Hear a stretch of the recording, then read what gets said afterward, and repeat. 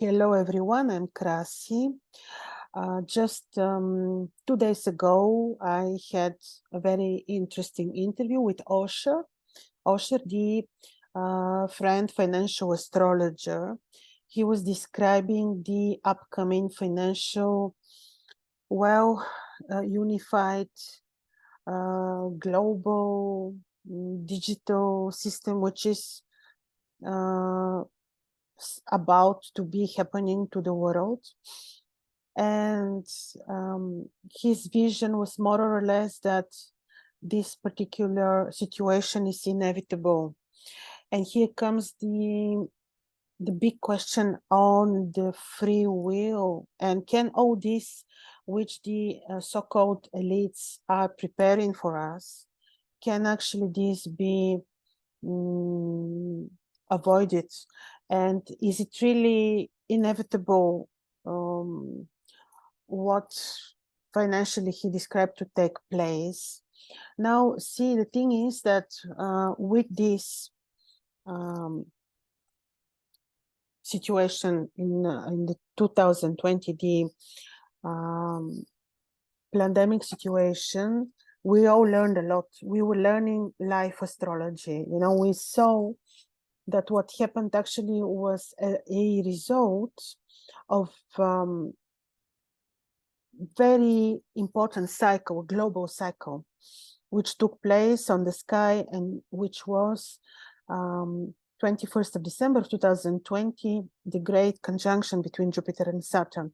I spoke so much about this conjunction that now I will not really give attention on the conjunction in particular, but we had many major cycles. One of them was this, the second one was Saturn-Pluto conjunction, many others. In the meantime, we also had for quite long, like for almost 3 years, we had Saturn square in Uranus and Mars even. So we had many important cyclic.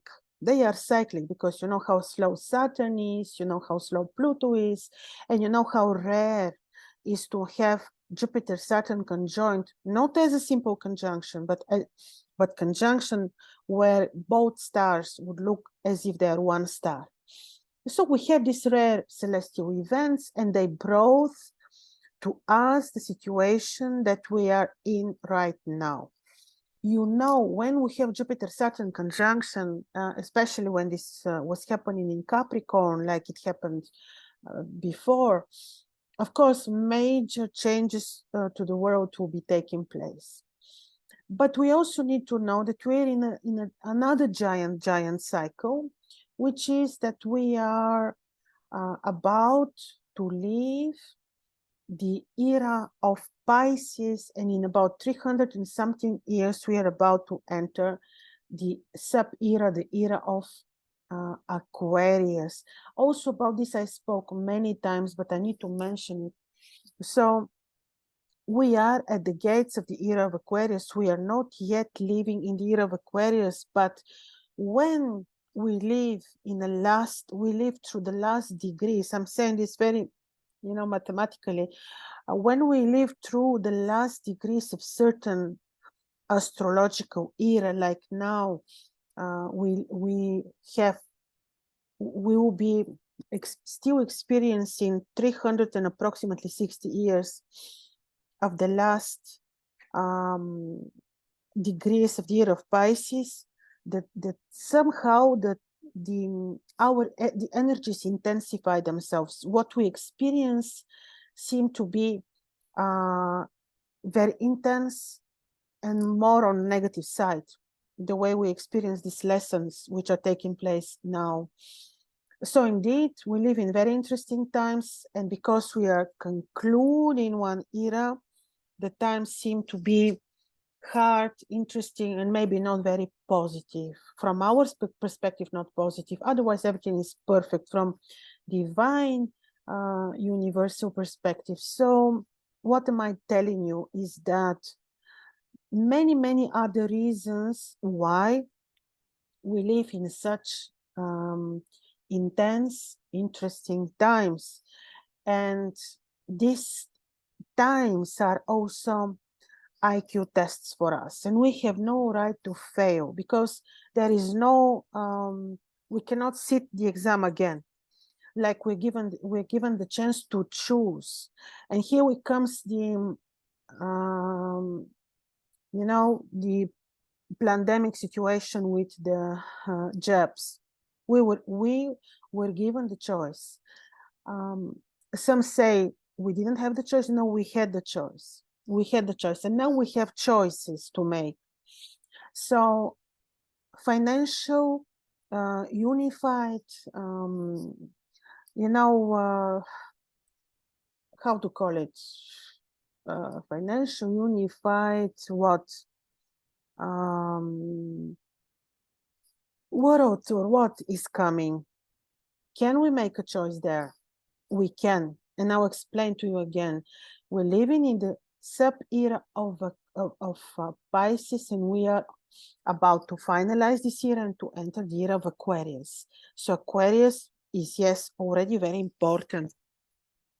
And also, Saturn is in Aquarius, and he will be in Aquarius till mid-2025. And Saturn is very, very powerful in Aquarius. The sign of Aquarius is the sign of Enki. Enki is father of Jupiter, magician, wise man, ruler of one of the layers of our universe. Very, very important. He is one of the divinities which have to do with the creation of the human beings. Very, very important.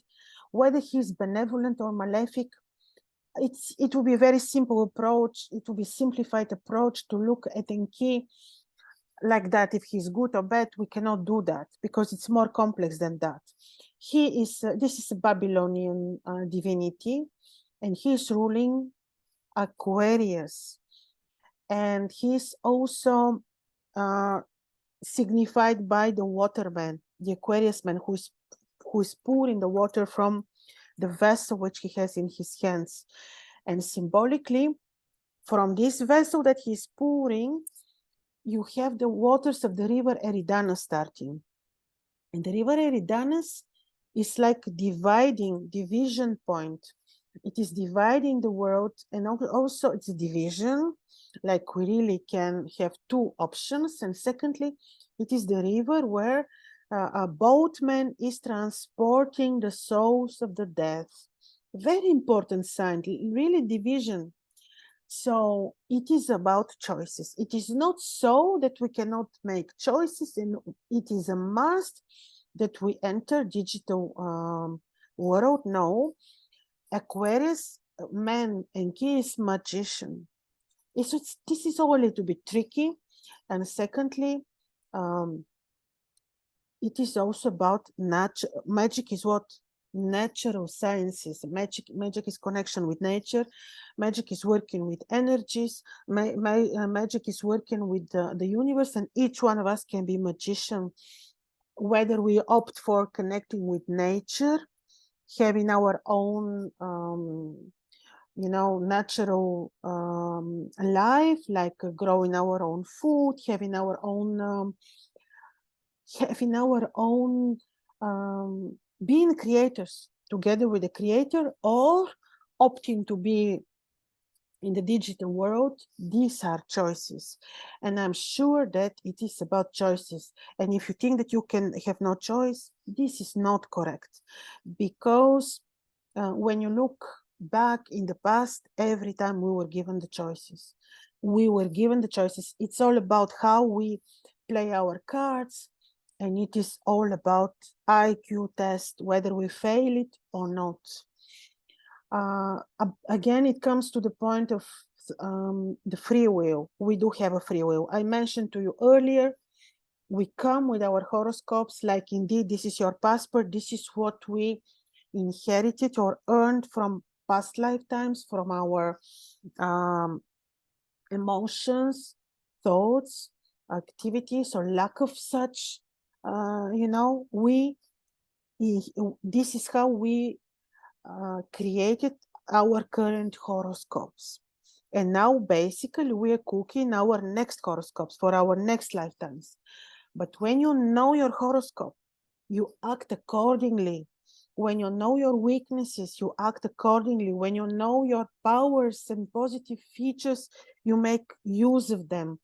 That's why with knowledge, you understand that you really have a free will. With the knowledge of your horoscope, you are empowered through the knowledge of your horoscope, and you have the free will to choose digital life or to choose life in the nature and to be creator.